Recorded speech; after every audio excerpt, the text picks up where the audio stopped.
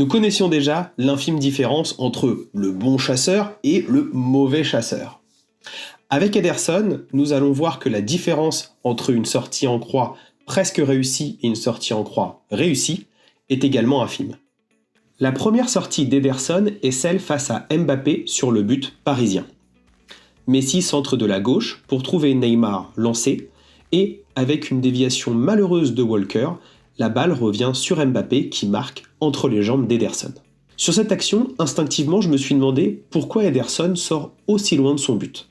Il sort car il constate que Mbappé est seul au second poteau et que son défenseur Cancelo sera en retard car il est à la lutte avec Neymar. Donc pour éviter un but facile de Mbappé, il va jouer le duel pour lui mettre la pression et réduire au maximum l'angle du génie français. Pour cela, il réalise la technique de la croix, avec le genou droit vers le sol, la jambe gauche tendue pour couvrir le premier poteau, et les deux bras écartés pour prendre le maximum de place à mi-hauteur. N'essayez pas ça à froid, ça peut piquer. Pourquoi, malgré ce geste à la technique presque irréprochable, il prend le but ? La première raison est que pour moi, Mbappé enclenche plus rapidement sa frappe qu'Ederson sa croix. On le voit au moment où la frappe part, Ederson est toujours en train de courir, il ne peut déclencher son geste dans le bon timing. La seconde raison est posturale. Pour rattraper ce retard, Ederson tente de lancer ses jambes très en avant pour être le plus proche de Mbappé.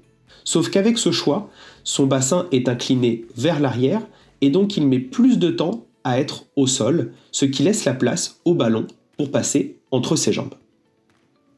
Cette situation, on la retrouve également sur le raid de Neymar à la 74e minute, suite à un 1-2 avec Di Maria. Encore une fois, Ederson choisit à juste titre d'aller au devant de l'attaquant pour réduire l'angle. Cependant, cette fois-ci, il a pu anticiper le mouvement du Brésilien et donc il est dans le bon timing pour déclencher son geste.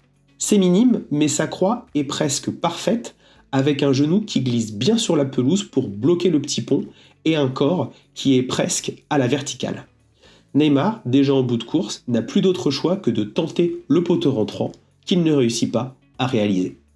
Nous constatons comment une crise de temps peut influer sur la qualité d'une sortie, mais également sur la qualité d'exécution d'un geste, maintes fois répété à l'entraînement par un gardien qui plus est de classe mondiale. Si vous avez aimé cette vidéo, n'hésitez pas à mettre un like, et si vous souhaitez en suivre d'autres, n'hésitez pas à vous abonner à la chaîne Dernier Rempart. À très vite.